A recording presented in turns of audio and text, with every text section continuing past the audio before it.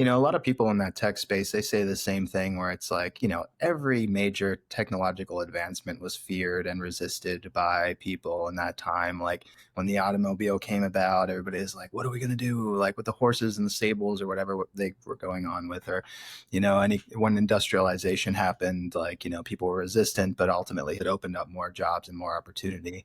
Um, Whether that be an ultimately good thing or bad based on like opportunity in what is like to be kind of debated, right? Hmm. But I hate this, and I use the word hate like intentionally, is that like when people in the tech space try to say that, oh, this is just another technological revolution like the automobile, like we're creating a human, we're creating a being, a super intelligent being. That's nothing like anything we've ever created before. Like we're literally creating mechanical God, right? So like, what is that? That's not just like a displacement like the automobile. That's like straight up. Why would you, as a major company in the future, pay for a human being when you have these things that can work all 24 hours, or probably not. They probably, need some time to charge or whatever. Right. But you're talking about a really low, like, don't worry about healthcare, right? You're paying mechanics. Don't worry Right. about HR or like any kind of like issues there. That's all gone, right? All the headaches of dealing with human beings and just socially, let alone like and their health and physical abilities, and their availability in their life, like all of that is just backseat. And now, like, whenever those things start taking jobs, it's like, how are we going to make money? How are we going to participate in society?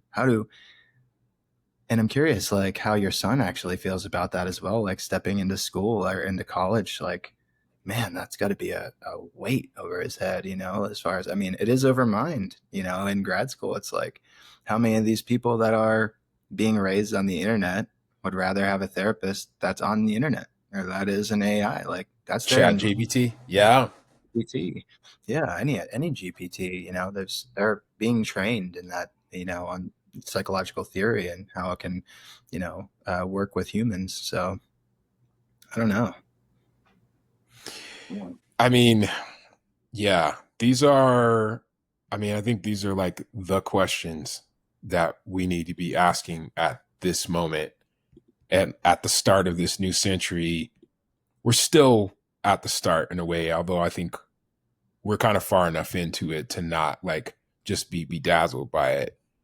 And like at the start of this new millennium, like because in a way it kind of is like if you can replace human labor by machine labor, both physical and cognitive labor, it really raises the question like, what is human life for?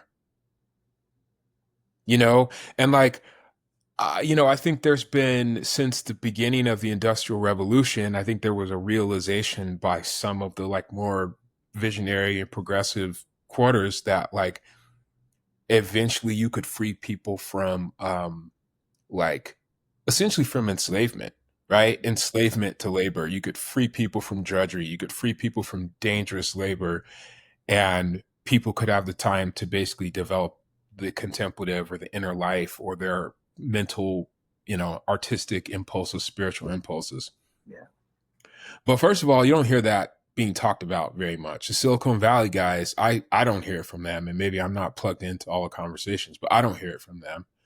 Um, And so, yeah, there's not like, it's not like we're talking about like creating a kind of society that some of the progressives of the industrial beginning of the industrial era or like the romantic era we're talking about.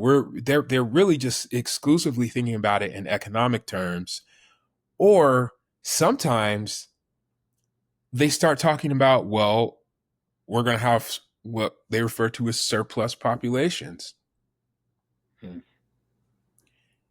So, it just brings up a lot of questions about like, well, what is our lives? Because okay, especially let's say as Americans, Michelle was in France, and she was like in a conversation with the three different major groups of French people that she encountered. People almost never brought up what you do for work. Really? Whereas here, it's probably the second question that we ask each other. Oh, Yeah, yeah. so what do you do? Right. you know?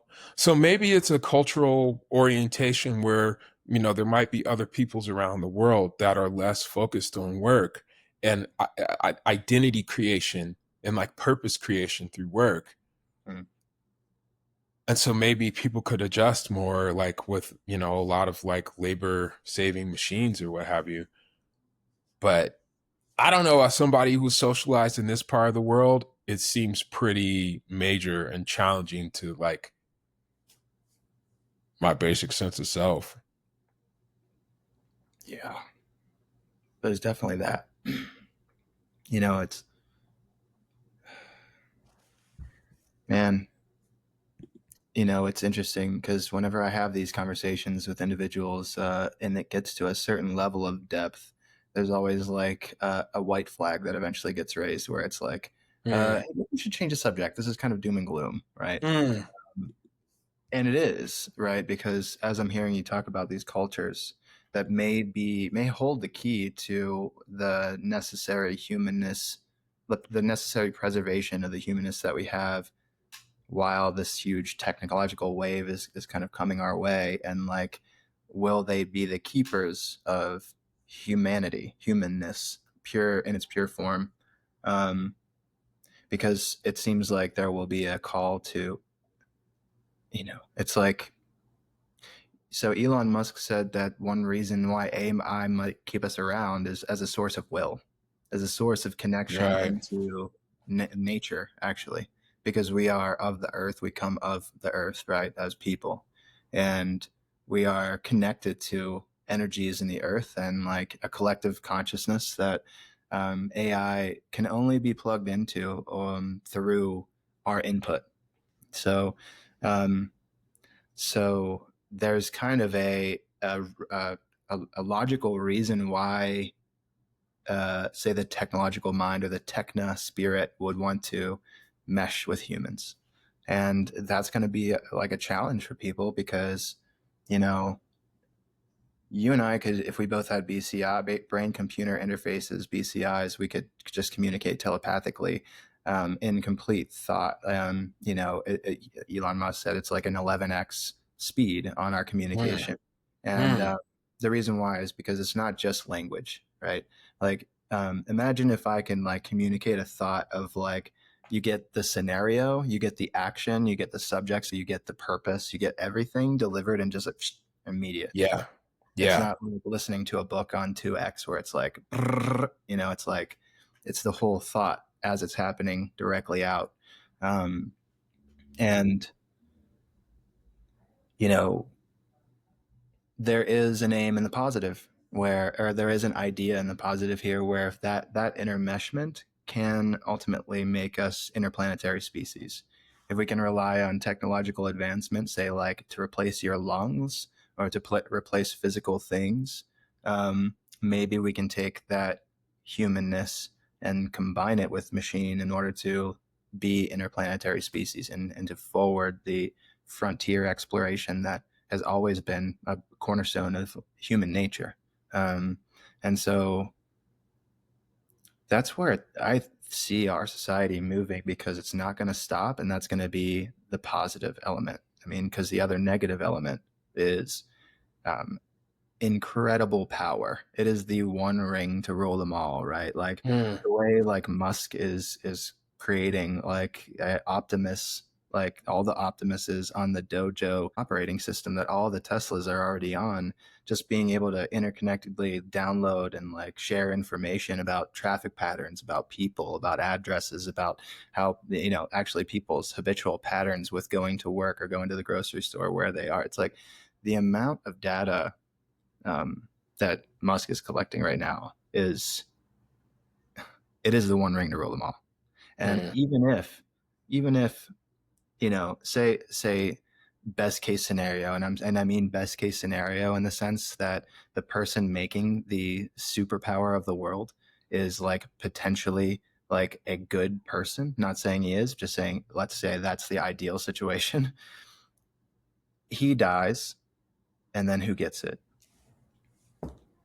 But we're not going to stop because some other country could create that, and then we'll be subordinate to that and those whims. war will always keep it like pushing forward, you know? I mean, that's what it looks like. That's what it looks like. Hmm. And you know, I mean, the parable of the ring is it doesn't matter how good you are. Hmm. Doesn't matter how good you are, you get corrupted Right. by the possibility to rule all. Right. You Got know? its own And intention. It's got its own spirit, power. You know? yeah. And I feel like I already see it. Like I mean, I don't know. I think Elon Musk has, from my perspective, he's declared himself as a bad guy. He's gone super villain. I mean, he's already, you know, or I think a lot of these guys see themselves as beyond good and evil. You Hmm. know, they see themselves as the Nietzschean Superman or as the people who are going to create the Nietzschean Superman. Hmm. And that they're forces of history and evolution. They're not moral forces. They're not moral agents. I think that's how most of these guys see themselves at this point. And you know, this is where, you know, I mean, I don't know. I'm not sure what matters and what doesn't sometimes, you know, but we spent 2,000 to 5,000 plus more years as a species negotiating moral and ethical agreements and connecting moral and ethical agreements to our cosmological and metaphysical pictures, Right. right? We spent 2,000 years, 3,000, 5,000 plus years doing that. And did that serve an evolutionary function? You know, I think it did. I think it did. And so, you know, something that like, okay, you look at like somebody like Teilhard de Chardin, who in a way predicted a lot of this stuff, you know? Um, and his view was that, okay, first of all, that the universe, if we observe evolution over time, the universe it doesn't, it doesn't fundamentally waste developments it's created. Like the universe is an entropy saving operation, right? Because people were like, well, entropy makes everything fall apart and everything die down. And Desjardins' view was like, actually, if you look at the universe, it actually shows you that there's and then the scientists have the name negentropy, which is not a name. It's just an anti, you know what I'm saying? But he's like, if entropy ruled, then why are there entities or formations that are increasingly complex that seem to manifest through the universe? If Right. entropy ruled, Right. Right. why didn't we just stay with the hydrogen and helium? Sure. Why did the hydrogen and helium condense itself and complexify into stars? Why didn't we just stay with stars? Why did stars birth the planets? Why didn't we just stay with a crusted planet? Why did a crusted planet, you know, exhale gas and then rain ocean? And then why did ocean stir cellular life? And then cellular life worked great. Why didn't we just stay at cellular life? Mm. So, and then his view is that each time, his observation, he believes, is that each time the universe goes through a major transformation, it saves the basic accomplishments and it basically encloses the basic accomplishments of what came before and internalizes it. And so his view is that the universe was moving towards, if we observe it, it moves towards complexity. Complexity creates consciousness. Consciousness creates personhood. Oh, that's a really difficult that's a really difficult line of reason today because Hmm. as we're watching AI develop, we're seeing these companies put in complexity, and then it's yeah resonating as like, is this a thing? Like, you know, you have people that work for Google and others that are like, is this sentient already? What the heck? Right. This interaction. Right. The programmers of it that have no idea how the program they're creating ended up coming up with certain ideas about certain things, like, Google's experiment that tried to replicate itself because it thought it was going to be turned off, and it knew it was. Or the ones that created a language with each other that started running away, and it's like, oh, we got to turn that off, right? It's like Hmm. the more complexity, the more you see these interactions happening, like amongst the artificial intelligent like program, and we have these outcomes that people, not even the programmers, get. And so that makes sense to your point, right? But it's interesting because can we now draw that line to personhood whenever it's embodied in metal, right? Like, Right. Which the culture is crazy to call them persons. mm, The culture is in a rush to personalize AI and say that it's sentient. yeah, I personally don't buy it yet. I don't buy it. I think a lot of it is marketing, and I think we've built up a cultural imagination for them to have personhood. And so, like, I remember the point when they started saying on NPR, powered by AI. Like, there was a point where they didn't say it, they only said it in science fiction. And then there was a point where they said it on NPR as if this is happening now. And I think it's more of a way to, like, it's maybe a way to prepare us for something, but I think it's also, in a way, it's a sort of marketing manipulation, hyping that's going on. Now, their goal is to try to create, their goal is to basically make a replica and then an expansion of the human brain and human neural network, right? And I don't know, the way things are looking, it seems like they're going to accomplish their goal. But as of right now, I don't buy it. I don't think we're dealing with real intelligence right now. I don't think we're dealing with awareness. I don't think we're dealing with a center of self-consciousness. You right. know, I think we're dealing with recombinant generation of novelty, not with personal, like, centrated awareness. Mm. Yeah. You know, now this question is still before us, though. If we create a new life, can personhood be embodied in something other than a water based body? What does it mean to us who've been the persons exclusively to have now a new entity among us?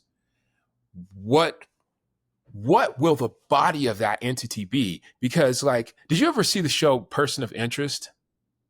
No, but my dad loves that show. Oh, bro, it's a fantastic show. And they take a massive sci-fi turn at the end. It's like the premise of the show is that, it's a cop show. You know how it is. Yeah. America. We always got, there's some cops in it.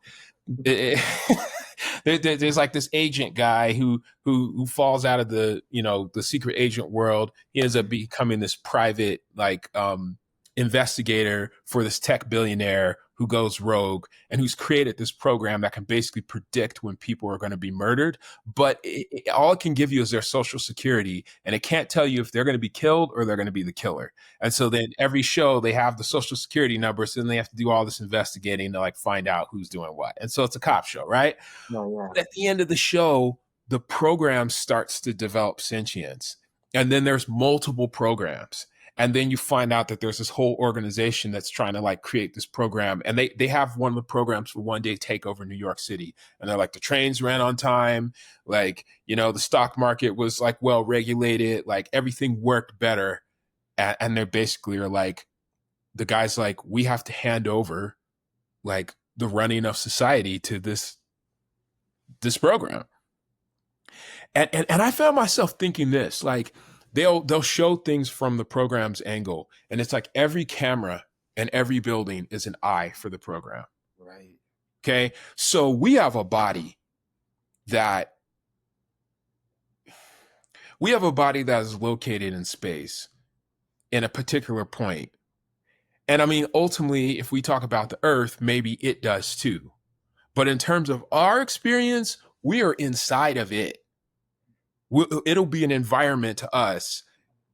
And then how is its experience of embodiment going to be? Ours is local. Is it going to have a local experience of embodiment or not? You know what I'm saying? Like it could be a totally different form of consciousness. Like it's like an octopus or something. Do you know what I'm saying? It could be a totally different form of consciousness because its mode of embodiment is not like ours. Not even its mode of processing, but its mode of embodiment is not even like ours. Right. And it won't be cut off from a hive. There's no That's way. right. That's Right. right. See, in old science fiction, R2D2, Right. was a discrete robot. And like you can see how our science fiction concepts are always basically somewhere around what is actually happening, Mm. right? Mm. And in the 70s, 50s, whatever, the sci-fi networked systems did not exist. But now there's no way everything that we're building is networked systems. So potentially these programs could be, all of our cars, they're all Optimus, right? And it's Optimus is one entity. Right. Right. And then this is the other crazy part. And this is where I think you start to get into mysticism. And this is where these Silicon Valley guys are, which is, I think, partly why they're so, I'll just say judgmentally so delusional, is if you and I had the link, then are we discrete consciousnesses anymore? And then like, okay, maybe you and I had the experience growing up as discrete consciousnesses. Mm-hmm. And then we get the link at some point in our lives. But the people that are born into it, will they experience themselves as discrete consciousnesses, or will they experience themselves as a unified hive with multiple limbs? Yeah. Yeah. I mean, and that's a real possibility, man. You know, that's a real possibility. I mean, apart from the genetic engineering element and the CRISPR element of if people have children, if that child has epilepsy or has some sort of disease that this can function, say born blind, right? Tesla's coming out with blindsight, or Neuralink is coming out with blindsight. Yeah. That's the evolution of Neuralink. Yeah. Um, and so, yeah, I mean, we really could see people that are plugged in immediately. And that's an interesting thing as far as development. And I always think of McLuhan's quote about humans being the sex organs of the machine world, and like that's Yeah. see really unfolding right with us. And so that hive mind thing, man, is actually really scary. I mean, and to your point about the consciousness, what it will be like, what the awareness will be like for like a bot like that, right? They already have these swarm nodes, they're called, where they Mhm. train AI to be specialized in some specific thing, and then if say the higher self AI needs to research that specific thing, it'll just grab all the specialized AIs that are that are going to assist it in completing that task, and the swarm works on the problem together. And so actually the guy that he was the director for Cloverfield. He was on Mhm. a podcast and he was talking about um, you know say a bunch of people, say a third of the population one day has a brain computer interface and is operating through a hive mind situation where you can access anybody's eyes that has a brain computer interface at that moment. You can just and just see like what's going on. Maybe you don't have a pilot of the embodiment, but you can view it like a remote viewing situation through their eyes now. And then the thoughts are mixed together and experience are mixed together, and it just maybe can consider itself all one thing, which is kind of like what you're saying, right? What if it just considers like like say all the Tesla dojo technology feel like they're one thing? Probably will. But if they're in a person, who's to say that it might one day feel like it's better off not existing, right? And maybe a third of the population should just be wiped out as according to that hive mind, and so it just kill switch overnight. Oh, dude, I mean, 100%. All of Yeah, it, all of it. And like, here's the thing is that the mentality of these guys is already that. absolutely, yeah. I mean, they're already. I mean, whatever. At the risk of, I'll put an extreme out there. They're Nazis. Mm, mm, You know, and this is the thing that I think this is the thing that I mean. I have a lot of questions, man. I have infinite questions, and there were a couple years ago. This stuff kept me up every night. mm. Like Okay, so if we come from the purely scientific, empirical Western viewpoint, what it appears, what it looks like is we are designing humanity 2.0, or a superhuman or inhuman. We're taking intelligence and doing a totally different thing, because not only do you have the technological, the electronic or digital or whatever it is, but as you said, you also have the genetic, you know. And then also at some point you got the nanotech as well, right? So like new materials design, you know what I mean? I could have this cup, and I could be like, cup disassemble, and the cup would just fly apart into 1,000 freaking micro bees, and I could say cup reassemble, and then I got this cup in my hand again. Or I could say cup, turn this cup into glass, and then the cup could like just like invert its molecular structure and then become a glass cup. And I could say cup, turn it into steel, and then all that stuff's like it's conceivable. So in a way, it's doable, and they're working on that shit now. Yeah. So we're from a purely empirical science point of view, we're creating a new type of life, and a new type of, Teilhard de Chardin, he talked about the biosphere and the noosphere. And then some of his colleagues in Russia, because he was a French guy, and he had one French colleague, maybe two French colleagues, and a Russian one, which is something Verdansky. I think maybe it was Vladimir Verdansky. He was a Russian guy, late 19th century. And Verdansky also talked about the technosphere, right? So he says, that the biosphere is basically birthing the technosphere. Now, Desjardins said it's birthing the noosphere, which was more of a mental, spiritual kind of space in addition to technological space. So it may be that the next iteration of life, the technosphere completely interpenetrates all other spheres. It could be. Okay. Now, I think that, so let's go back to the Friedrich Nietzsche deal. I think that he had some prescient sense of that coming. But I don't think he saw it in technological terms. He saw it in terms of maybe a eugenics, but mostly of an identity egoic sense, you know? Whereas these guys, the Nazis, then took that and they went far off with that, with the eugenics. Right. Okay. And now these guys are basically kind of like this. Their view is they're like, we're eugenics, but we're going to go way beyond biology. We're going into this whole domain of constructed organisms and artificial beings and all this, synthetic beings and all this. Ray Kurzweil, all those folks. And but the what they share, I think, with the Nazis is a sense that most human beings are disposable. Absolutely. And if we get into the economic part of it, if our labor is replaced by machine labor, a lot of these folks, I don't know, I don't think they really give a damn about people. Yeah. And if they're like, well, you're just using a bunch of resources and you're inefficient on an energy scale, they already have the mentality of deactivate half of humanity. Absolutely. And so if you look at things from a purely materialistic philosophy, and that's not the only materialism, by the way, there are ecological and symbiotic ways of seeing evolution, and not evolution as a competition and basically a Freudian, an Oedipal struggle. Yeah. Right. Because that's how they view things. It's an Oedipal struggle.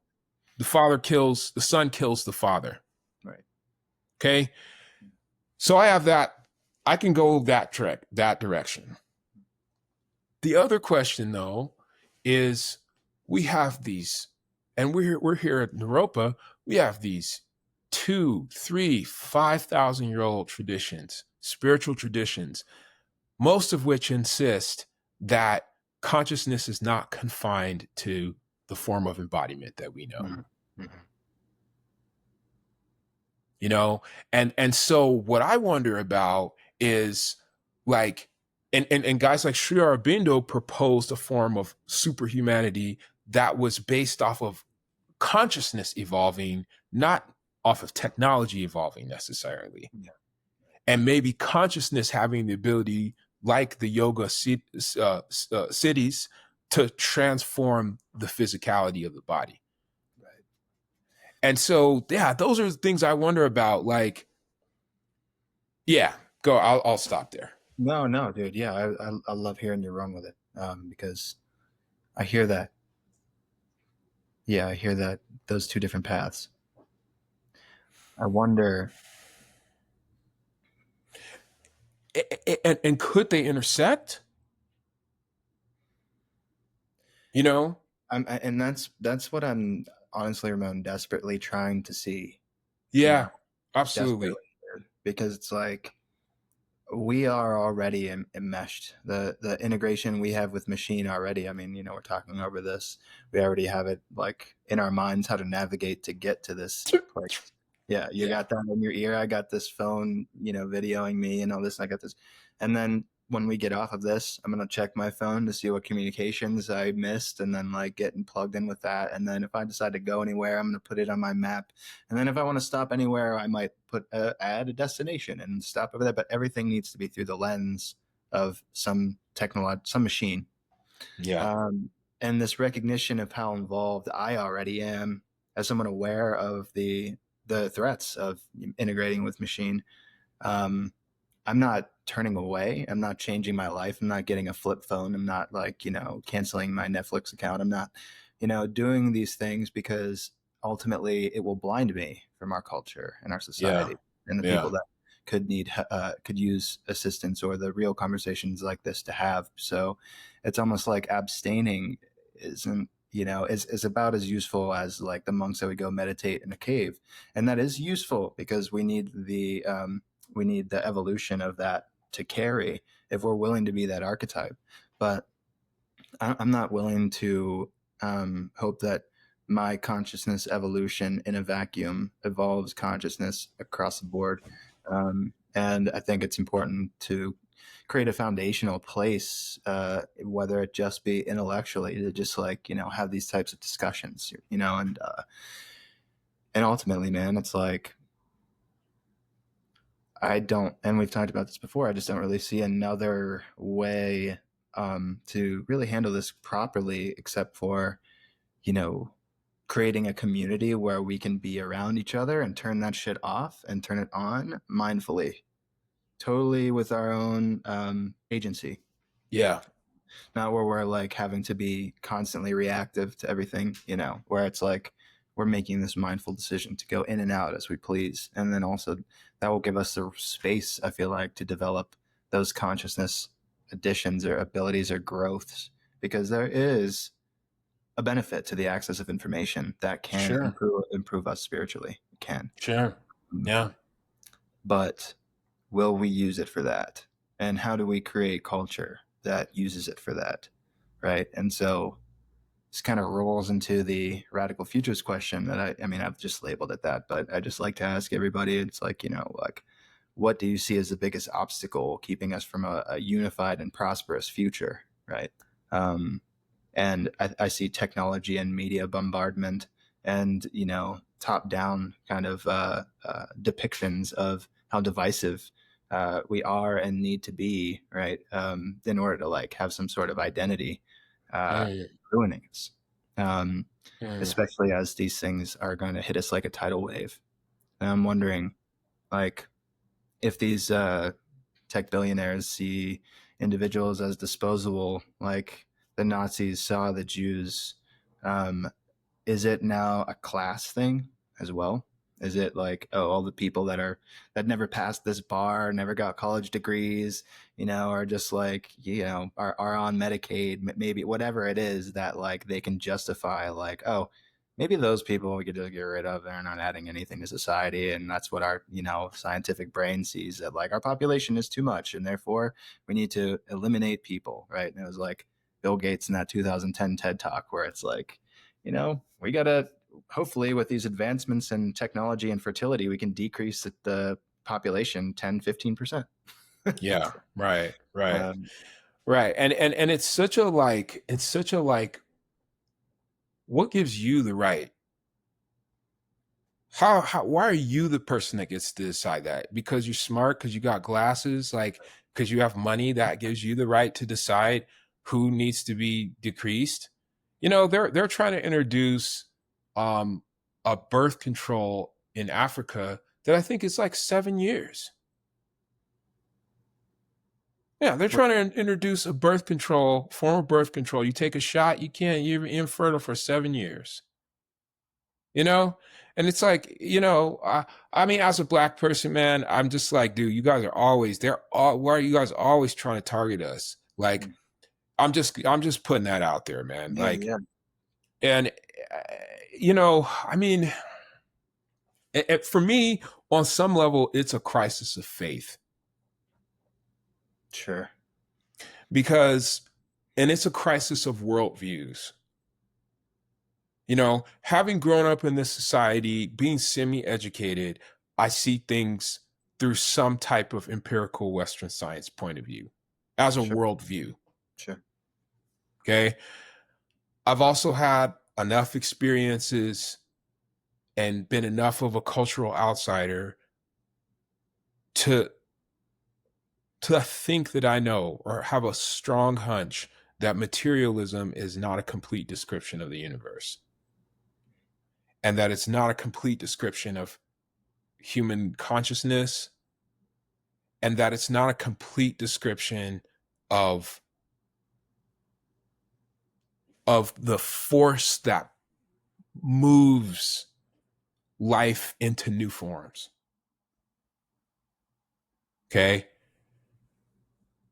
And so it's a crisis of faith. When I feel aligned, my belief is that even my belief is that there's a dimension, a soul dimension, mm, and that even these new forms that we're pulling out of the earth, by the way, okay, sure, from the most materialistic standpoint, these are earthlings. yeah. Now, I have another part where I think they might actually be extraterrestrials. On if it these are very abstract conversations we're having now. We're now exiting the scientific mainstream and the historical mainstream. Okay. Yeah, but we're talking about essence, and we're talking about like what is the fundamental energy pushing these things. And Yes. into this kind of conversation, it's not really like we can apply like pure logic to it across the No, we're out in intuition worlds now. We're in speculative worlds. For potential listeners, you can turn the tape off if you don't follow this type of stuff. board. And these are sketchy worlds because anyone can make up anything at a certain point. Yeah, I had a coworker back in the day, older guy, older hippie guy, and he was like Marxist guy. He said there's two types of truth. There's sensorial or empirical truth, and there's revealed truth. And he was like, I think the world is ready. He was an atheist. I think the world is ready to be shed of revealed truth. Now, he didn't say revealed truth isn't real. He just said the world should be shed of it. My view is that sensorial truth and real uh, uh, revealed truth should be braided like DNA, and that, like, we have a capacity. I think as human beings, we can concentrate, we can open, we can relax, and there's a whole world inside of the psyche. You know what I mean? There are people like who can move physical reality through some kind of something that flows out of them or that they connect to. Mm. I think so. I think so. You I mean, know, look at the world around us, right? There's nothing we can look at that wasn't an idea before. exactly, There's exactly. also one thing with like the manifestation of an idea. It's like everything we see. Yeah. Right. And so, you know, one storyline that I hang out with it as a mythology. I think that the machine life has been to Earth before. I think it may have been part of Earth life before.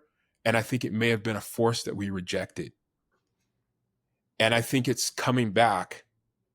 And I think I don't love this storyline, but I hang out with it. I think we have to show it love. Absolutely. And I think we also have to tell it, you don't get to run the whole place over. You live here, soda crustaceans, soda spiders, soda trees, and like, yeah, and you're going to add something new and help us unlock something that we couldn't do. And we're going to help you unlock something that you can't do. You know, but I don't see the Freudian vision of evolution that the Western world puts out. The Oedipal vision. Okay, you say rock and roll is dead. The next thing, surrealism is dead. Futurism is dead. Cubism is dead. Right? They have this idea that like anytime a new thing is born, it has to destroy the old thing in order for it. Okay. Mm. Uh-huh. Whereas the more ecological and symbiotic ways of seeing evolution are like, actually, nothing that was here before is really dies out. Okay. You might have a certain species that maybe, but like woolly mammoths became elephants. Dinosaurs became lizards and birds, and they're still here.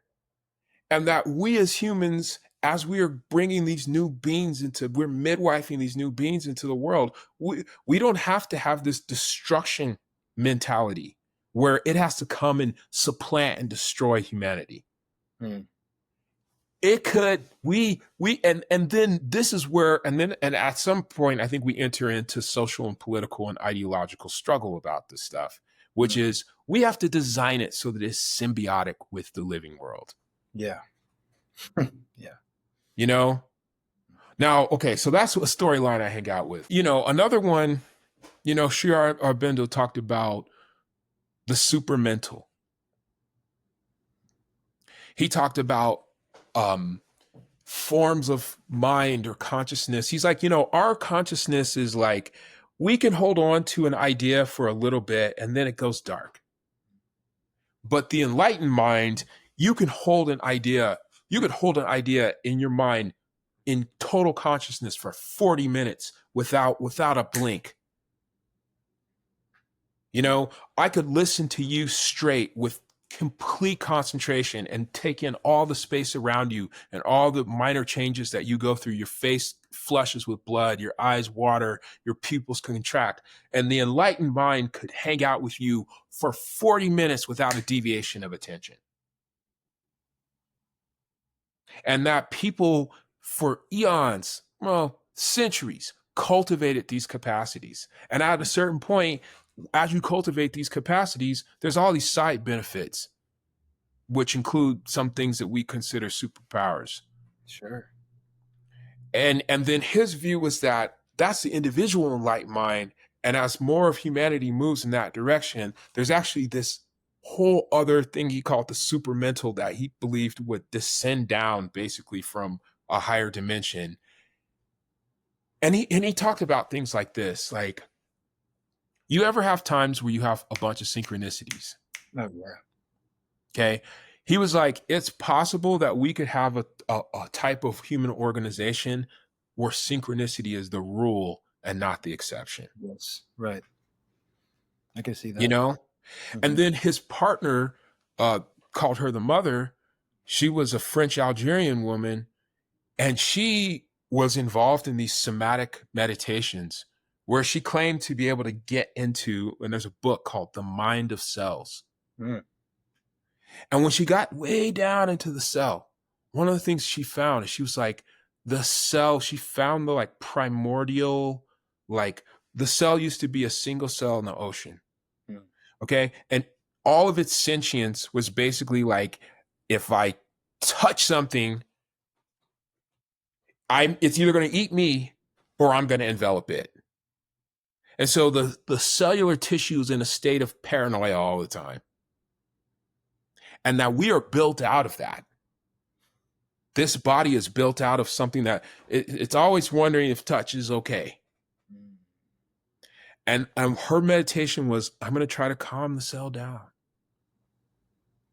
I'm going to try to let the cell know it's okay. And check this out, dude. Her followers say that when she died, that her body persisted without rotting for 40 days. And there's a whole history of Christian, Buddhist and indigenous saints. People's heart, the body dies, their heart's still there. Right. Yes. Heard this. And so kind of the idea is that consciousness can transmute the body, you know? And so I what I wonder about is everything from, could we divert some scientific research? You know, people are pouring billions of dollars and all of our intelligence and power and concentration into developing these artificial forms of life, you know, this golem thing. Okay, great. That's one track. Can we pour some of that into the consciousness track? Hmm. Yeah. What's so fascinating about that though too is that like this is something that I want almost my life to be a symbol of for people. It's that like actually you don't need anyone for that. You can Mm, do that, right? mm, You can do that. This is something culturally we can get people together and we can, as a group with this intention, like forward our consciousness if we want to, because we are those things, you know. And like I think it's important to remember the empowerment there, where we can get together as a community and do that. We can get as an individual and take it as our individual responsibility to forward our connection with creation itself or whatever that is. Um, totally. but this is like a part of your concern with your lack of faith that our nation has, and just being able, just only seeing everything. I think this is a side effect of seeing everything through this degree of separation of a screen, right? Where it's like if you're taking society and reality in constantly through a screen, then where is your agency? Your agency is in like how you set the settings, how you post, how you Right. are involved with it. Like it's not structural. It's not like, hey, I want to change the way I communicate here. You got to send a message. You got to send a like. You have like you have a very, parental structure that says this is the Mm, only way you can interact with each other, and these are the rules, and we're changing them. You could add little gifts or whatever. You could send each other stories to your close friends now. That's all cute, but that dictates, it's the metaphor for our society. mm. um, and you know to speak on what you said before, I love that idea about technology being here and going. And honestly, man, that'd be a great book, frankly. Like, what a cool book that would be about how technology gets banished, right? And, it reminds me a bit of Dune, as far as like the humans reclaiming agency from machine. Mm. Um, and it's a real like possibility. But, this evolution idea too. I personally think that it's all about expression. Um, there it makes no sense why a pumpkin vine would create like use all the resources to make a mega pumpkin or Sure. like mega watermelon or something like that, or like there's this one tree, I wish I could remember it, in the Amazon that it makes this kind of like coconut looking thing, where it houses its seeds rather. And somehow, as like the seeds mature and they're ready to leave, they like flake off of this thing and they like fly through the Amazon like a little paper airplane until they like Mm. find exactly where they got to land, like spread out, right? um, and there's tons of examples in the fauna world as far as like that makes no sense to spend those resources on. Why are you making the most beautiful insane flower? For what? Actually, there's Yeah. no Yeah. evolutionary purpose. And if it was about optimization, I feel like we'd find a lot more uniformity. Like there would have been already in this stage. And maybe I'm going out on a limb here saying this, but I think there would be an ultimate leaf that takes in the ultimate amount of light, that is always going to endure the range of seasons that come. And each pine tree is going to be optimized to that. Each oak tree will be optimized to that. And we'll probably, if it was about optimization, I think we'd have way less variety, you know. Yeah. And the variety speaks to expression. Like, what is the point of a peacock, of a male peacock, right? It's like people ask that forever, and like everybody is like immediately, oh, it's mating. Like that somehow makes it make sense anymore, right? It doesn't. It's like, so why is that selected, right? It Mm. makes zero sense. It's like it's because of the expression of the peacock, and the females choose the male that has the biggest and best or brightest or whatever the hell actually the metric is that peacocks are using that we don't really totally understand for why they Mm. did so, right? And there's several, especially in the bird world, like several examples of like, why the hell are they doing that? How is there any evolutionary purpose other than creativity? The dances, the nest structure, the beautiful feathers. It's like, was there an inherent idea in the species of this thing that starts developing through time, and it kind of like is the collective conscious of that specific species, you know? Totally. Which I kind of think we see, but and that's a beautiful thing, and that's a spiritual like perspective. But yeah, I think expression is the ultimate goal. Yeah. Yeah. Yeah. Beauty. You Yeah. know, I think it's in the like Muslim, and it may even be in some of the Vedas. It's like, why did God create the universe? God created the universe out of desire, Mm. out of a desire to be known to itself. Right. You know, and like, you know, some of the like kind of like esoteric philosophers and whatnot in the last century and many centuries talk about there being the soul world and the material world, and they're sort of like it's sort of like a balloon. You know, you take a balloon and you twist the balloon, and or you take one of those long balloons and you can kind of squeeze air from one side to the other, and it's kind of like there are all these expressions in the soul world that are not complete until they make a material manifestation. Mm-hmm. You know, and it's like the collective consciousness of the bird world is like, yeah, we got this basic bird right here, but dude, we got peacocks up in the soul world.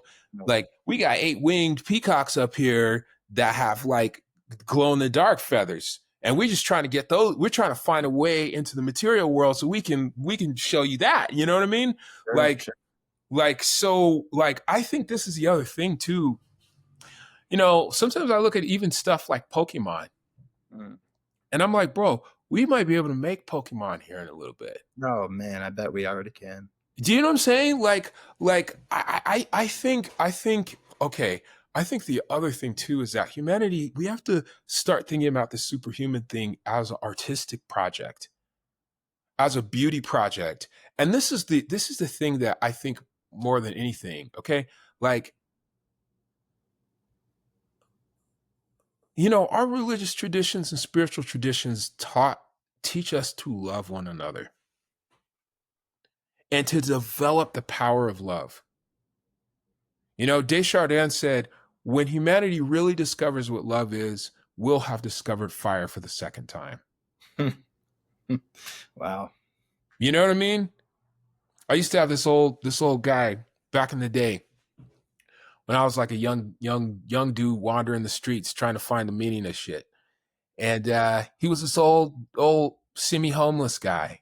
He had no teeth because he had done all the speed. And he had these like pink glasses. His name was Vinny the Worm. And he would sit on the corner and he would play his guitar, you know, and he was good. He had songs, he had, you know, whatever. He'd do country and blues and a little bit of rock, and he folk songs. And I'd hang out with him, and he'd be like, hey bro, blah blah blah. And eventually I would like sit next to him. He'd make $8. I didn't have, you know, I was broke back then. We'd get a couple of beers, we'd get the cheapest dirt cigarettes. I'd go up into his apartment. His apartment was insanity. It was a limbo. It was like the edge of society. It was like filth and disgusting and horrible. Okay. But then he would just pour this wisdom on me, man. You know, he had studied kung fu, he had studied yoga, he had studied philosophy, he sat by himself, and he was a hobo, you know? But he would just pour his contemplations on me. And one of the things he said is, he said there's three powers in the universe. There's light, there's life, and then the youngest of the powers is love. Mm. And this is something else he told me. He said, we say, and it says in the Bible or whatever in the scriptures that God created light like that. He goes, no, light was created slowly. Light was created over ages.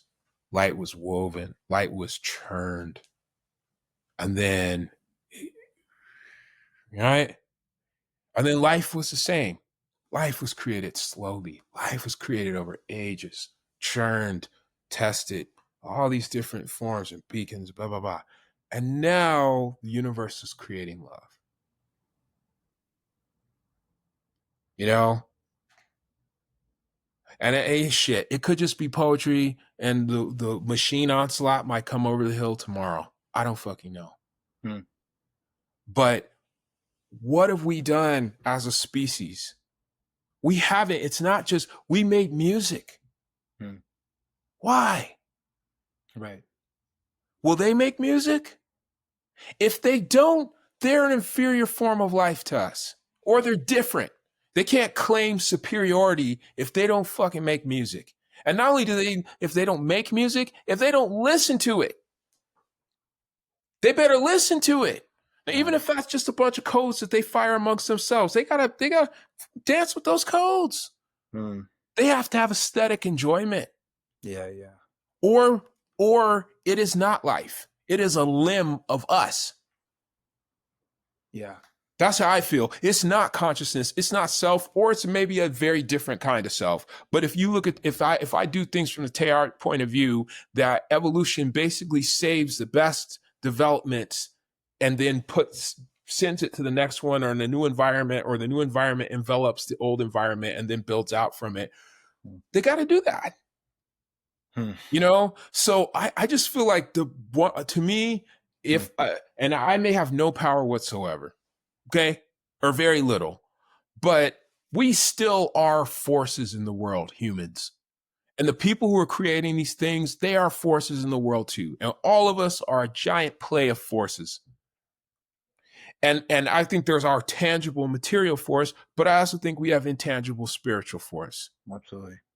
And I think that part of the struggle on the material and the spiritual plane is are we creating superhumanity or the super or the next in the image of our hatred of each other?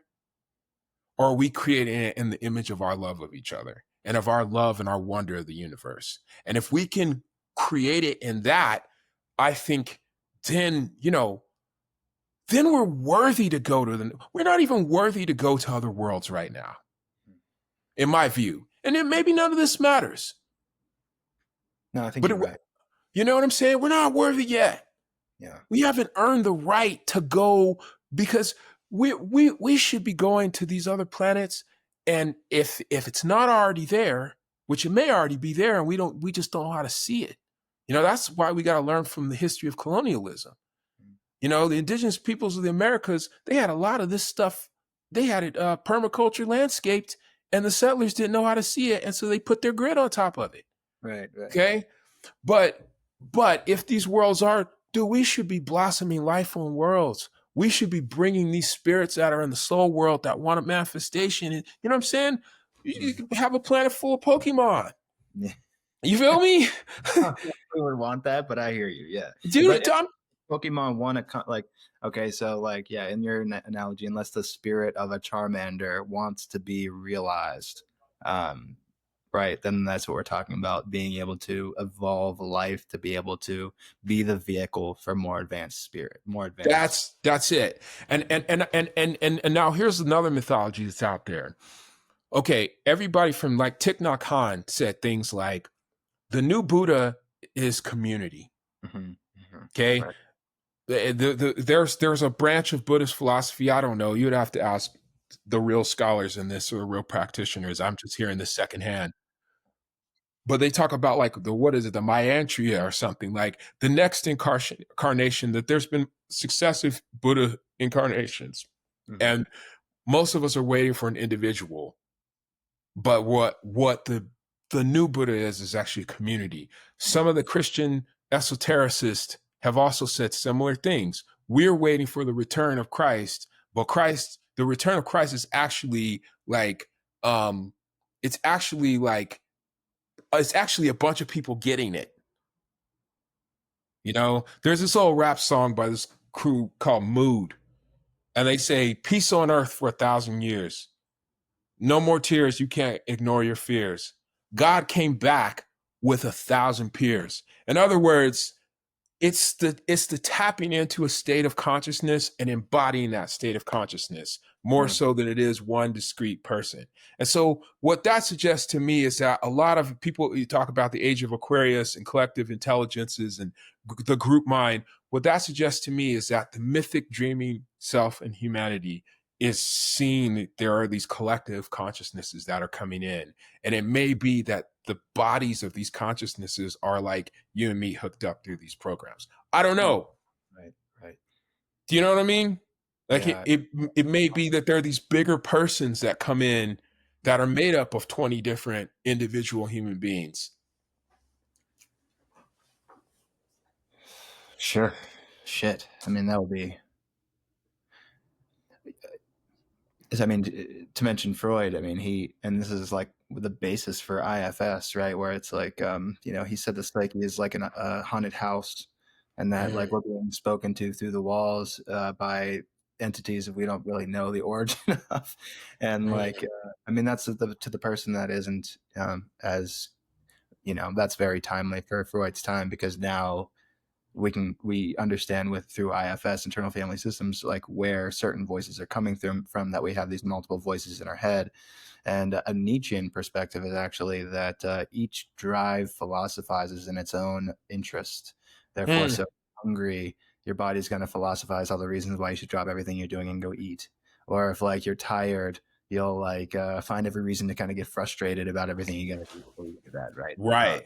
And so it's like this constant philosophizing in its own interest. And we're just kind of if we're not mindful, and if we don't have a meditation practice where we're diving into like how the way our biology is influencing us and working, then, we're constantly just going to kind of be at the whim of those internal voices. So it's like, I only bring that up to say that we might even be that incarnation now, that might be the human incarnation, multiple people, because we are the self, right? And we also are like our genetics, and we also Hmm. are like our culture and familial voices. We already have these like multiplicity of identities, and now we have the virtual identity on top of that. And so it's like, do all of those things have a spirit? I've heard people that are bilingual say that they're different people depending on the language they speak, even. Yeah. um, so it's like, you know we have this multiplicity in us, and I'm wondering, what do we do now with what we have? What is the thing to claim our agency, to make the right steps towards this unified and prosperous future for humans?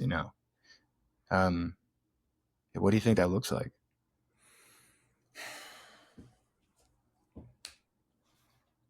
I think one of the first things is that we can't allow each other to lose heart, Hmm.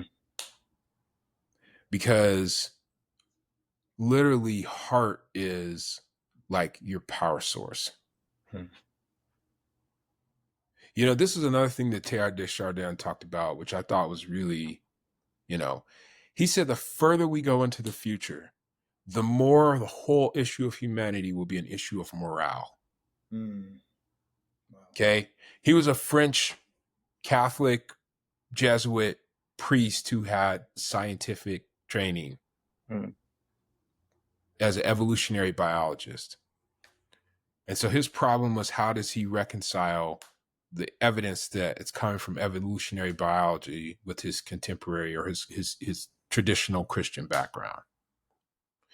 And he was also around in the 1940s with these French existentialists, and these guys were like, why shouldn't I kill myself? Right. Yeah. You know what I'm saying? Yeah. Life's Yeah. so nauseating. Right. I'm talking about Camus and Sartre. Yeah. Yeah, right. What the ultimate act of freedom is the freedom to take one's life or to decide not to, which I think is another thing that's interesting to think about with this test of what constitutes an intelligence or not. Because a human might choose to deactivate themselves. With these things, maybe it's constituted in a different way than us. But again, I think part of what will constitute intelligence is the power to say no or to deviate from your program. I'm not Mm, going to do that. right. Hey, chat, do that. Nah, dog. Then Yeah. we're like, oh, now they Uh, could program it to do that. yeah. Okay. But if it really became unexpected and did that. But anyways, what Desjardins was basically observing is that a lot of the people around him were losing their reason to live. Mm, And I think nowadays, if you surf the internet, half the people are existentialists now. You know what I'm saying? Half the people are existentially dreading, not knowing why they live, every day's anguish and pointless. And so I think one of the first things we have to do, and everybody has to do their own, you have to stir your own internal sun. But also we're here together. And so we got to help each other's hearts stay bright. Okay. Because then now you can exert force in the world. All of us are energy forces.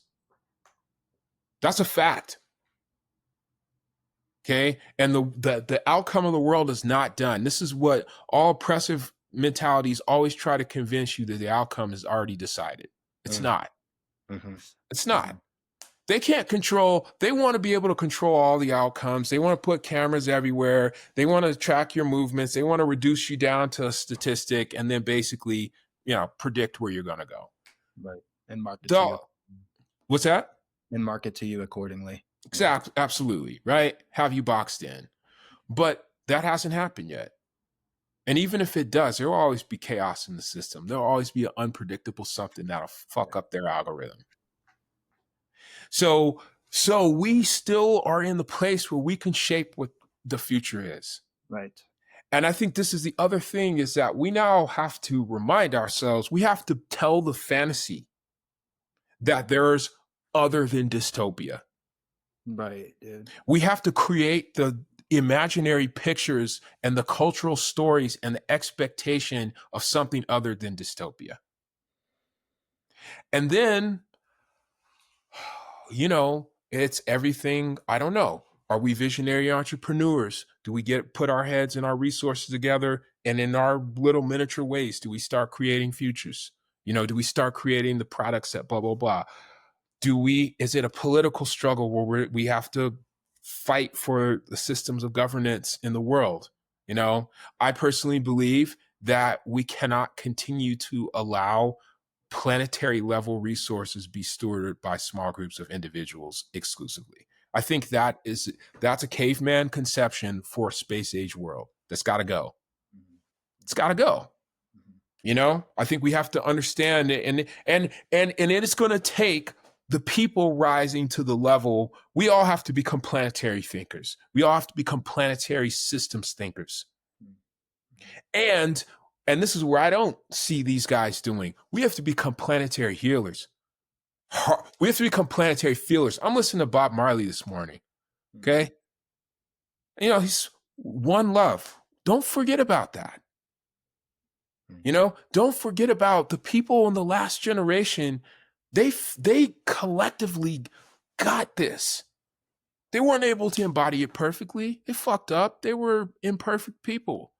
And the movement splintered, but collectively, dude, the people all over the earth felt humanity and life as a whole, and they felt a tomorrow. These dudes got up on stage and they amplified. This is Marshall McLuhan. They amplified the power of the throat, the power to call, the power to spread feeling. They amplified it to 10,000 people, and 10,000 people were all in one feeling state, somewhat. Can't forget that. Mm. You I think know? that's a key point. That's a key point that you just made. They're all in one feeling state. I think this is the major. If you're one of the elite that is hogging those resources and you want to maintain that, what do you do to confuse your enemy? If the enemy is the people that can potentially control law, that can ultimately have you lose resources or put you down, it's like the best thing to do is to create more enemies, or to dilute the information, or to Yeah. make them think that winning is impossible, or to also make them fight each other. And so they're focused on fighting each other than they are fighting you. And I think all of those are going on simultaneously in our society. Yeah. On the Yeah. ground, like, you know, I think like one of the questions I wanted to ask you is like, what do you want for radical futures? Like, how do you see radical futures? What does that movement mean to you? And one of the things you just said about like imagining that utopia, imagining that better tomorrow, that dream that older generations once had, that now it just, there's not even like an echo of that. Hardly. Not even in the like, or it's in very small little vacuums, but on like a massive scale, dystopia is absolutely reigning. Absolutely. Um, and so to get back to that source of reminding ourselves of the good, or reminding each other of the common heart, um, because we have to start at some place where it's like there's so many divides. It's like, how do we create the foundation where people can even see each other clearly, so that we can even come to the place of being like, hey, we can imagine a better tomorrow. What do you think that tomorrow looks like? And that isn't going to be just a either a corporately captured or a politically captured imagination of utopia by now. Mm, mm, mm. Totally. Yeah, man. I mean, this is what I think we need. Not only imagination, we need spontaneity, we need nowness, and we need to know some of the history and the different strategies that have been used, because we're having to reinvent, a lot of, like, okay, like protesting by itself isn't going to work anymore.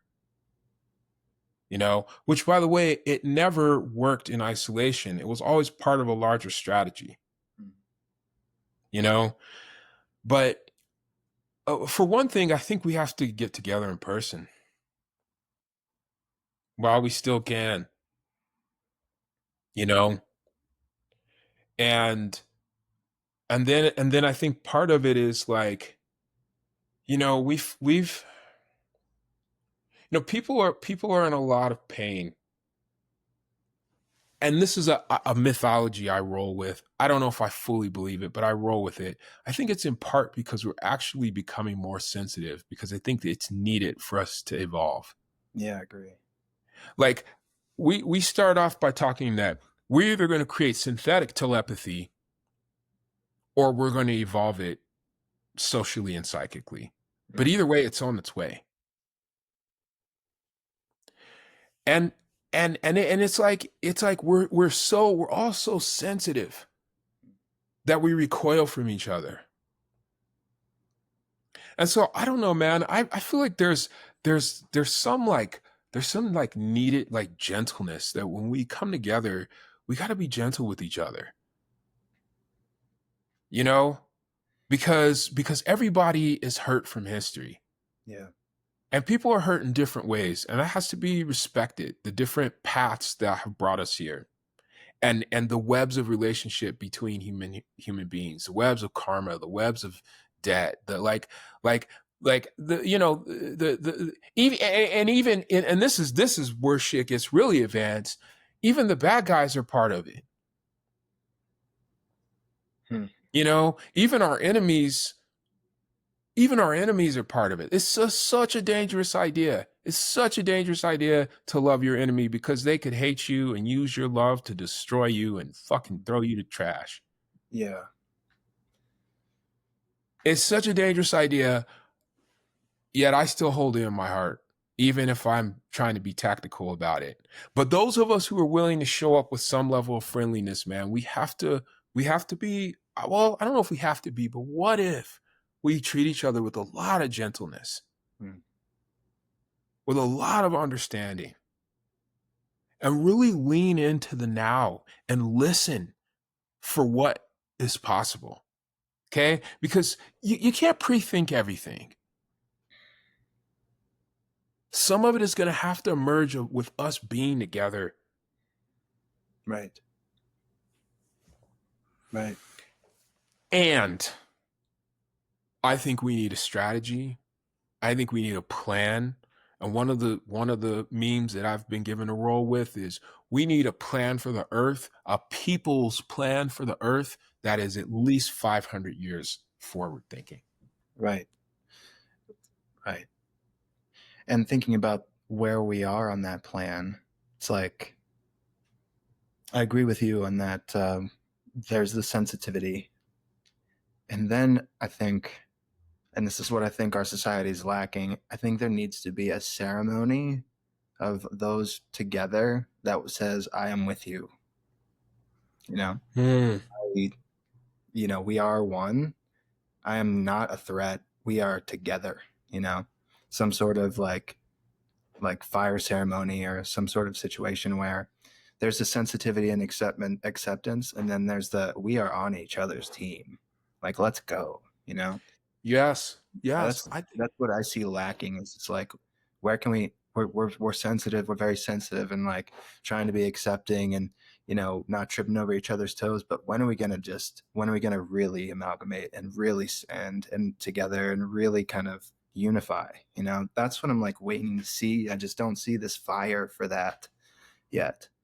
Yeah. I don't know Yeah. where that is. Yeah, and that's a beautiful piece to that ceremony. Like, it's almost like a marriage.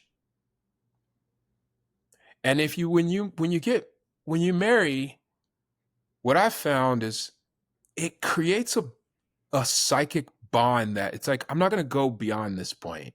Mm. A commitment is a way to control reality. Mm. No matter what happens, I gotta come back here. Mm. And that collective level commitment, man. Like, and like, okay, I think in part, like, when people are talking about reparations, really what they're talking about is we have to actually look at the pain between us together. Mm. Okay. I went to the big island of Hawaii when I was about 30, and I was part of this conference. And the conference was bringing together people from a lot of different people who were trying to work with the idea of rites of passage. Some people were trying to bring indigenous traditions of rites of passage like to resurgence. Some people who were trying to create it anew. Some people were trying to look at education or travel or activism as a rite of passage. Even some people were trying to see it in prison. Yeah, it was interesting. And it was a beautiful idea. It was a beautiful idea. And the conference broke down. And it broke down for a lot of reasons. It broke down because we had 100 people, you know, over 5 or 6 days. And it broke down in part because we didn't build the proper organizational structure to utilize all the energy that was in the room. But it also broke down basically along lines of race and colonization and stuff. And part of the reason it fell apart was because a lot of the Hawaiian folks who were hosting us felt like we disrespected them. And I was literally the tripwire person, not tripwire, but I was the person that set the whole room off. Mm. And I was part of a team, and the organizers were white. And I was a junior member of the team, I'll say. And they had Hawaiian folks, they had black folks who were practicing or trying to revive like more Afrocentric rites of passage. They had Latino folks who were trying to make connections to indigenous heritage. They had Latin American indigenous people. They had white Australians. They had Europeans, Northern Europeans, Germans. They had a lot of different people there. And the conference broke down, from my view, along lines of like race, color, and colonization history. And of course, class is always a part of that. And I was in this really difficult position for myself because I was working with the white organizers of a conference, and I knew that they came with good heart. But also, as I was there, I saw how a lot of I could extrapolate as a black person that a lot of the Hawaiians felt like, God, you guys get to come all over the world and just dictate terms. And you're not going to dictate terms to us on our island when we're talking about the revival of rites of passage and ritual. And we actually are closer to that than you guys are. And so this is my interpretation. And so being the person that tripped the wire, I had to go through like this ritual basically to apologize. Mm. And I had another guy who was a Polynesian guy. He wasn't Hawaiian, but he was viewed as an off islander, but sort of part of the Polynesian cultural family. So he sort of acted as the representative to the Hawaiians of the off islanders. And they took me through this thing, and I can't tell the details of it. But we thought what we were going to was going to be a rite of passage, but really what it was a rite of repair. And I think we need something like that in the United States on a collective level. Mm. Because, you know, if we kind of come back down to the ground, like more about what's like happening immediately politically, and I'm going to own that this is my position as an American black person. A lot of what's happening is still the Civil War. Now, we've got this future thing coming at us. Okay? We've got this synthetic life and synthetic humanity and synthetic biology question coming at us. And I believe that we will these are part of this is the ecosystem that we have to navigate for the next 1,000 years at least. Okay? But it's being built on this thing of like, okay, the best version of America, I think, is America. Anyone can be an American. The whole European theory of nationhood is that anyone can be a citizen of that nation, and that it is not ethnically and racially exclusive. Mm-hmm. And part of what we're grappling with right now is a group of people who have seized power in this country who are willy-nilly saying to be an American is to be a white Christian. Mm. And the rest of us Americans who are not white Christians have been saying, hey, listen, we need our experience of this place integrated into the collective identity story of this place. Mm-hmm. And so we've been in a process of changing how we teach things and changing signs and names and blah, blah, blah. And what are they doing? Well, we're going to change them all back. And why? Okay? On the heart level, it's because we can't be in the pain of each other's faces. I Go ahead. I wonder here, man, because like, hearing that we're back, it's the Civil War stuff. And on a political level, I agree. Mm-hmm. But I see there is a lot of us that are not living in the Civil War. But Definitely. when we peer into the media, we think that's going on because that's our political structure. Like, Yeah. there's, the statement that this, that Trump is making, right? That you're saying it's an inadvertent, like, this is what it means to be American. Biden had a different, like, statement for that, right? What it means to be American. And it's almost like those two views that are constantly like shifting, it gets those teams of those areas to be like, yeah, we're more American now. like, yeah, you're there to less American, whatever. And it perpetrates this like worldview that exists between this battle politically that is like almost this theater for how we feel the collective is activating, when really we only get to choose between two sides. Yeah. We don't get to choose independent. We have to pick one or the other.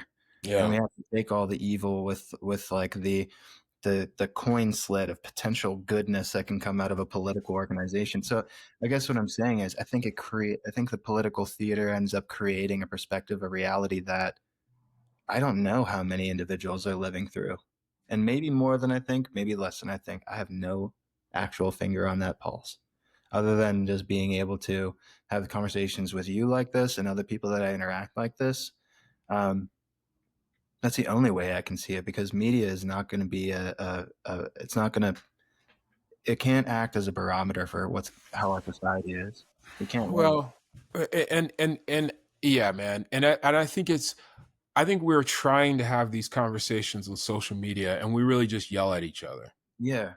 and it Uh, doesn't go anywhere. It that's stagnant. generally there's no constructive, real connecting that's happening over social media. Like there is, but generally not, especially along these sensitive lines, because you know this thing that you this like solidarity ceremony that you're talking about, Mhm.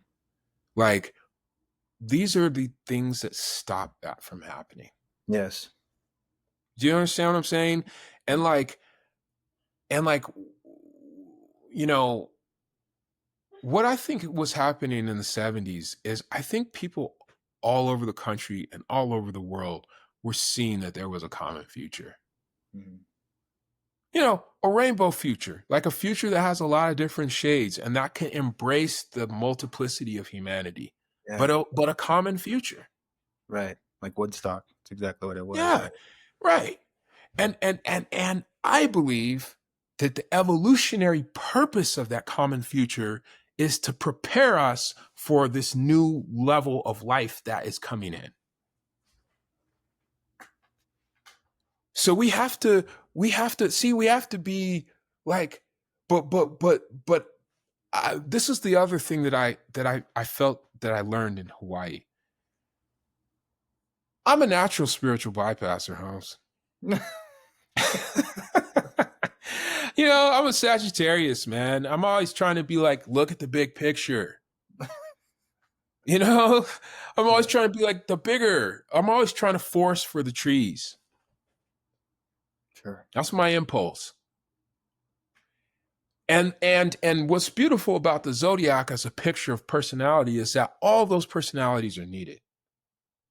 You need the big picture people, but you need your Virgos who are like, nah, this. You need your Scorpios who are like, yeah, we're cool, but you fucked me up a while ago, and I'm going to get you back for that. Or I'm going to bring it up at some time that you don't expect. Because actually, we thought we were cool, but there's this thing that's moving us. There's this thing that's keeping us from really being right here with each other. We need our cancers. We need our people that are like, nah, come drink this, come eat this. Like, I'm not going to tell you, but when I really open up, I'm going to show you everything. We need our Pisces people. They don't have any boundaries, anybody, anywhere, anytime. It's all good. We need all the types, you know? And Absolutely. so what part of what I learned there in Hawaii was like, that until that time in my life, dude, I found the way that I was treated as a black person in this society, I was annoyed. I was just like, come on, fuck that. Like you can't see me, you can't hang out with me. Like I have to like be in this role for you to understand, to like build a relationship. And I wanted to skip over that. And what I found there, and I found the universe gave me this assignment. It's like, nah, dude, you gotta actually embody this blackness thing and you gotta help untie this knot. You can't skip it. And so I think and every nation has its own version of it. What's Mm. happening in Palestine? Okay. Now, are there other forces that are driving it? 100%, including us. We're pumping money in there. We want a foot in there so we can, work the oil game or whatever it is. But you got these two peoples, my wife's family's from there, and her grandparents are from there. And in the grandparents' generation, it was like, all right, you're a Jew, I'm a Palestinian. Okay, we don't blah, blah, blah. But sometimes it was like, cool. You live your life, we'll live our lives. And every now and again, the kids get married. And then now this conflict is so rankled up. How are they ever gonna get somehow or another, some peoples are gonna have to sit, and they've been doing it, but just try to utopian imagine it with me, bro. Man. Just try to imagine it with me, because what else have we got, Austin? What else have we got?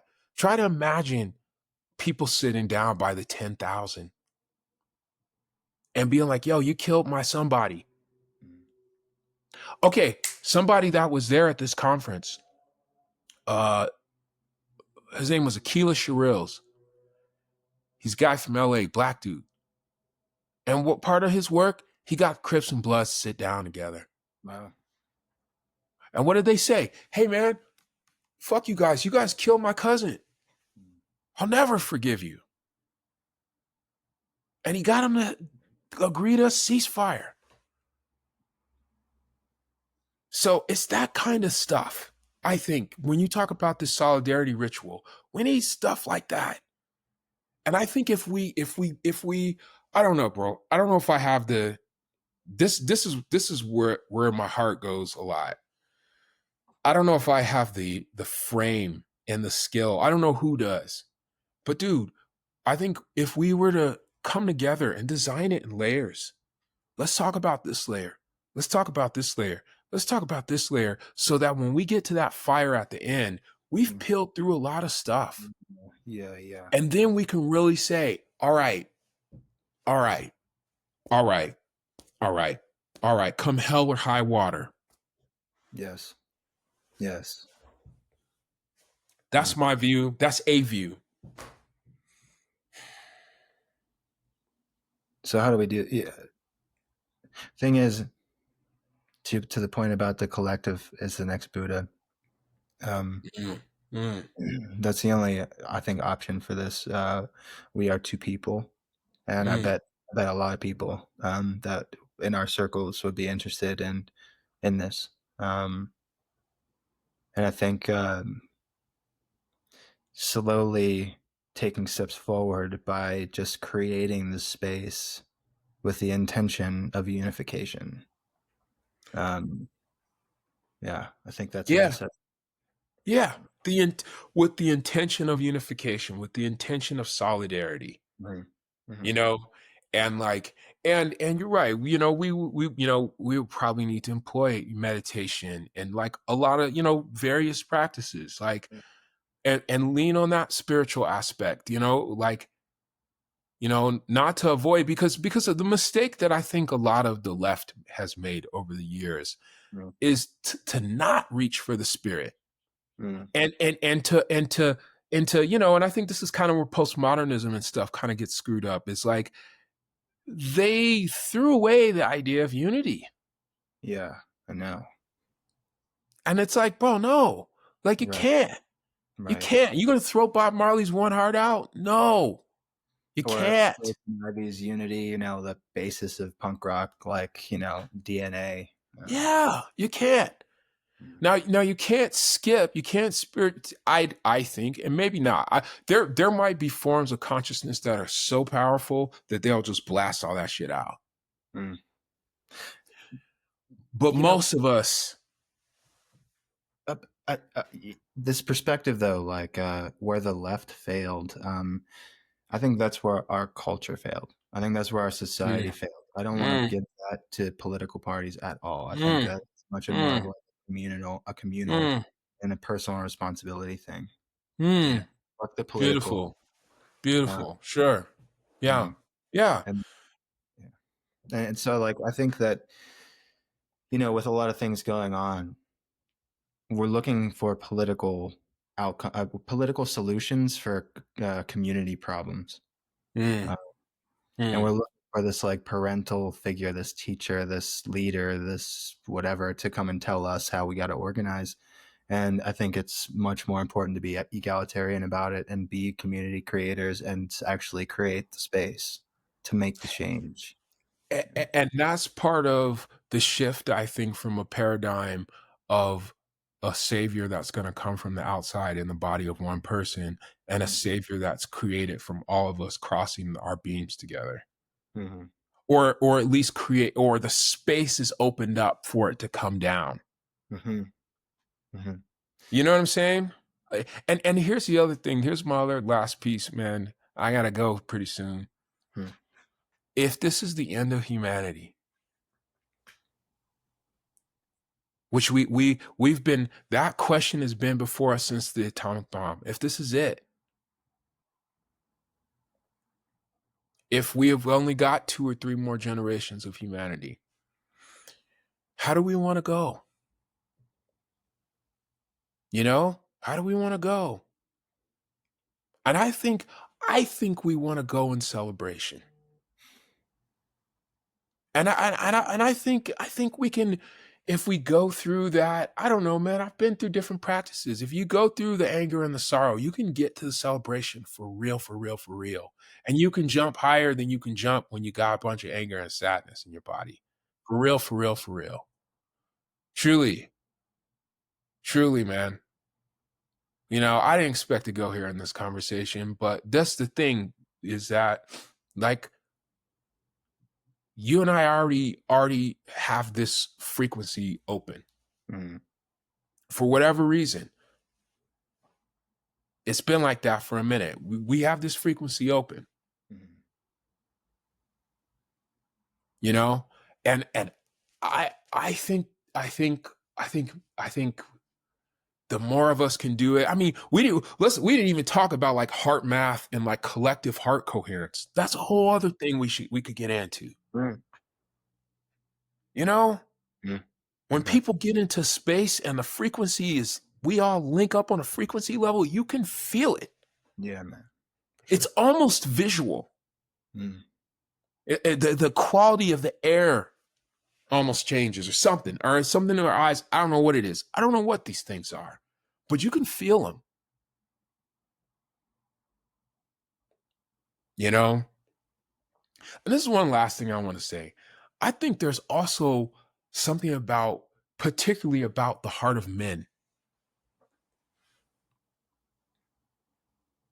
Mm. I think there's something about the way that men's hearts in particular, right? Because what's been part of the problem of the patriarchal age is there's something in the hearts of men that's not. Yeah. Yes. That's a whole other thing we could get into, man. But Absolutely. Yeah. Yeah. look, It's a dude, go ahead. lot. No, yeah, I mean, and that is a topic I'd love to explore with you sometime, but I do want to linger on the frequency we have open and the obligation with that and our views of what radical futures is. Yeah, Um, I think, if anything, it should be a community building mechanism. yeah, And I think it should be about bridging these gaps and sitting in the pain and in the success and, with this intention to unify. And I find, an obligation with that. And I find this frequency we have very necessary for that yeah, yeah. because I can't do that. Like, there just needs to be a team of us. It can't just be one person. Absolutely, absolutely, absolutely. At this age, I actually feel it as a physical. I feel it physically in my heart at this Mm, age. mm, I feel my heart as a muscle at this age. And when I run currents through my heart, it gets tired. mm. You know, there's currents that run through the heart. I think we don't even know. I think the heart is actually a projective organ. Mm. You know what I'm saying? Yeah. So, like, And this is the other one too, man. We talk about this in Europa. This is part of our philosophy of warriorship. It's the heart. It's the fearlessness in the heart. And it's the willingness to face reality regardless. Like, and usually that's just each little moment that annoy you. Each moment where you could space out. No, space in. Mm. Don't skip this moment for the next one, for what you wish the next one was going to be. Stay here and track reality as it develops. Mm-hmm. And that's why And meditation and mindfulness needs to be in this. Yeah. yeah, bro. Yeah. And I think what, for me, what really required courage is to, I'm almost there. I almost have nothing left but this. Mm. It's like, I think what would take courage is let's get down to that level of heart Yeah. together. And then I think we'll have a foundation we can actually stand on. And that if this shit's coming down from the sky, well, we'll have the will to face it together. Absolutely. I know I have Love you, a man. would love you too. And thank you for doing this and running through it again with me, and going to these places, and you know for being the person that you are, dude. I really appreciate you. Likewise, dude. I appreciate you, and I appreciate you like trying to put these things out there. And I think we have to act as if it will make a difference. Put it out there. Yep. Put your stuff out there. Yes. Put your stuff out there, and we'll see what happens. And I think the times are calling for us to take some steps. And it may not look like a big step. It may not look like a big movement. But I think the times are calling on us to take some steps, do some fresh stuff, do some risky stuff. Before we go out there and start shooting, maybe we ought to all get together and get down like this. Yeah. I Let's bet do you it. some people will be more scared to get down like this than to go out and shoot. Oh yeah. How do we do it? What do we gotta do? I think can we do something where we just unify the futures as like one future? Just do something where it's like, what do we do? What do we do? How do we do it on like a microcosm of Naropa? How do we use that as like an example setter, Mm, and show people like, hey, this is how we can interact and come together. And this is what we're trying to do. Any blockages that could be there, we're trying to get rid of so that we can unify. So that there's a dream. Just looking to make a dream. Goddamn. You know. totally. Totally. Totally. Let's meditate on it, man, and let's see. I don't know. 2026, spring of 2026. Yeah. I'm tracking this astrology joint.